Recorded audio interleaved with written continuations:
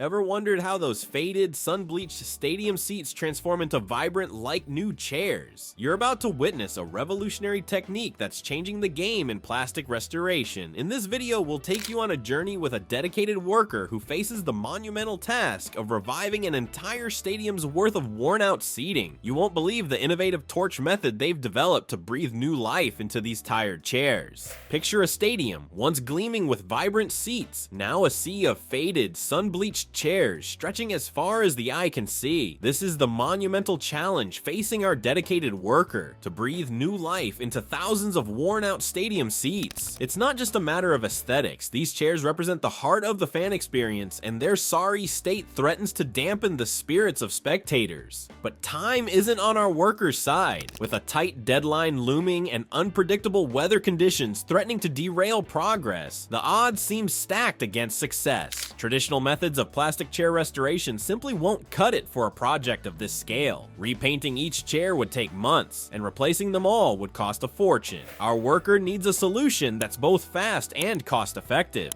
As they survey the vast expanse of faded seating, the enormity of the task begins to sink in. How can one person possibly tackle such a massive undertaking? The workers' initial enthusiasm gives way to a sense of overwhelm. They start to question if they've bitten off more than they can chew. But giving up isn't an option. The stadium's reopening date is circled on the calendar, and thousands of fans are counting on having a proper place to sit and cheer. Our worker knows they need to think outside the box to find a method that can transform these chairs quickly and efficiently. Hours of brainstorming and research lead to a breakthrough. What if heat could be used to revitalize the plastic? The worker recalls how heat can sometimes bring faded car paint back to life. Could a similar principle work on stadium seats? With this spark of inspiration, our worker begins experimenting with different heat sources. After several failed attempts, they stumble upon a promising lead, a specialized torch that seems to rejuvenate the plastic's color without damaging its structure. The results on a single chair are promising, breathing new hope into the project. But will this technique work on a larger scale? Can it really save thousands of chairs in time for the stadium's reopening? There's only one way to find out. Our worker prepares to put their innovative torch method to the test, starting with a small section of seating.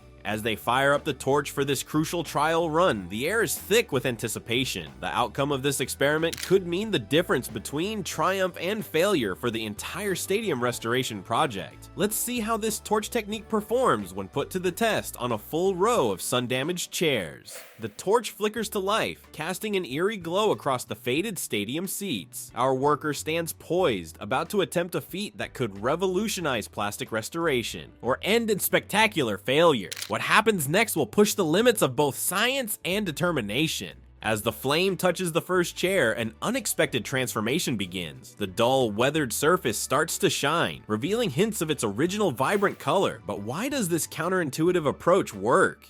The secret lies in the chemical properties of plastic. When heat is applied, it causes the molecules in the plastic to shift and reorganize, effectively resetting the surface and bringing out the original pigmentation. Our worker moves methodically along the row, applying the torch with careful precision. Some chairs respond beautifully, their colors springing back to life like magic. Others, however, remain stubbornly faded or develop an uneven appearance. It's clear that mastering this technique will take more than just pointing and heating. Undeterred, the worker begins a process of trial and error. They experiment with different flame intensities, distances, and exposure times. Each attempt yields new insights. Too much heat and the plastic starts to warp. Too little and the restoration effect is minimal. The worker discovers that factors like the age of the plastic and its exposure to sunlight can affect how it responds to the treatment. As the experiments continue, our worker consults with materials experts and studies the chemistry behind plastic degradation. They learn that UV rays from the sun break down the chemical bonds in plastic over time, causing the fading effect. The heat from the torch essentially reverses this process, allowing the original color to resurface. With each passing hour, the worker's technique improves. They develop a keen eye for judging the right amount of heat needed for each chair. The process becomes almost rhythmic, a dance of flame and plastic that steadily breathes new life into the stadium seating.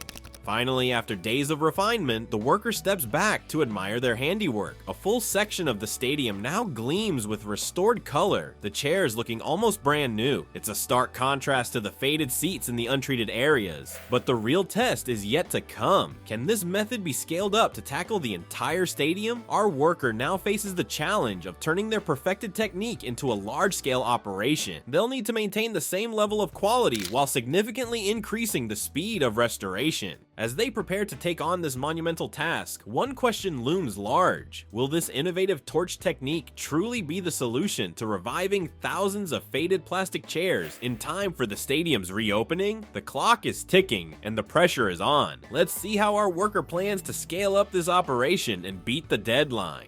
Imagine trying to paint the Golden Gate Bridge with a single brush. That's the scale of the challenge our worker now faces. As they gear up to tackle an entire stadium, unforeseen obstacles threaten to derail the project. Will they crack under the pressure or find a way to beat the clock? With the torch technique perfected, our worker sets out to restore thousands of faded chairs. They develop a systematic approach, dividing the stadium into sections and tackling them one by one. The strategy is simple but effective. Start at the top rows and work downwards, maximizing efficiency by reducing movement between areas. But as with any large-scale project, unexpected hurdles soon appear. The torch, reliable during testing, begins to malfunction under continuous use. Our worker scrambles to find replacement parts, losing precious hours in the process. Then, as if on cue, the weather takes a turn. Rain showers force frequent breaks, slowing progress to a crawl. The physical toll on our worker becomes evident. Long hours of repetitive motion lead to muscle fatigue and strain. The mental strain is equally challenging. The constant pressure of the looming deadline weighs heavily, and the sheer number of chairs still to be restored can feel overwhelming. Let's look at some numbers. In ideal conditions, our worker can restore about 50 chairs per hour, but fatigue inevitably sets in as the day progresses. Studies show that after 6 hours of continuous work, productivity can drop by up to 25%. For our stadium project, this means the difference between finishing on time or falling devastatingly short. As days pass, the workers' initial optimism begins to waver. The deadline inches closer, but progress feels painfully slow. With each passing hour, the remaining sea of faded chairs seems to mock their efforts. You might wonder, will they throw in the towel? But our worker isn't ready to give up. They start to analyze their process, looking for any opportunity to increase efficiency. Small adjustments begin to add up. They create a mobile workstation, reducing time spent moving equipment. A modified torch attachment allows for quicker heat application. Even brakes are optimized, with strategic power naps boosting alertness and productivity. These improvements start to pay off. The worker's speed increases, and the number of restored chairs grows steadily. The once daunting task now seems within reach. But will these optimizations be enough? As our worker prepares for the final push, the biggest challenge still lies ahead. The last section of the stadium, with its hard-to-reach corners and extra weathered seats, looms large. It's a race to the finish line, with the stadium's reopening hanging in the balance. Will our determined worker cross the finish line in time?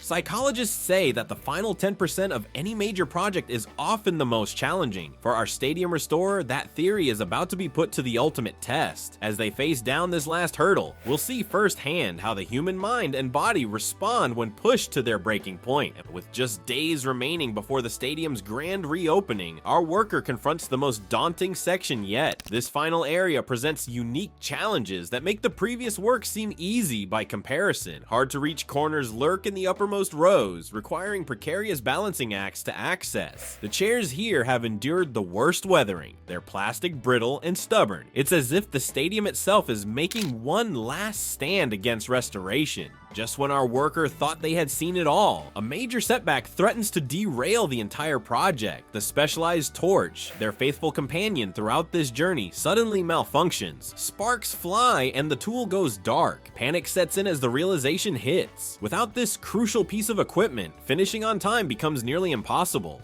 But our worker isn't ready to give up. They've come too far to let a broken tool be their undoing. Drawing on every ounce of problem-solving skill, they begin to improvise. Using spare parts and a bit of ingenuity, they manage to cobble together a makeshift heating device. It's not as efficient as the original torch, but it just might be enough to get the job done.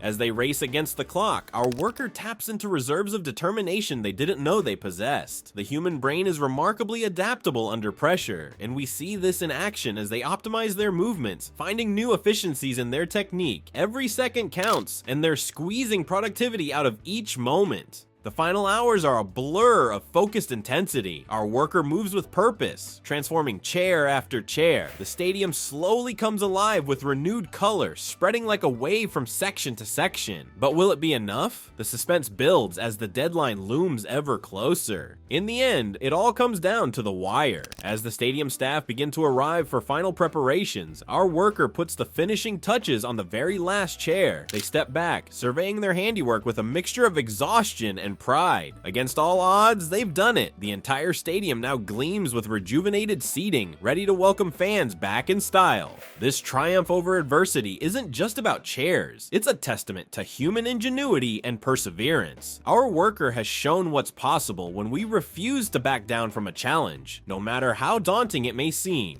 As we prepare to explore the broader impact of this innovative restoration technique, one thing is clear: the lessons learned here will resonate far beyond the walls of this stadium.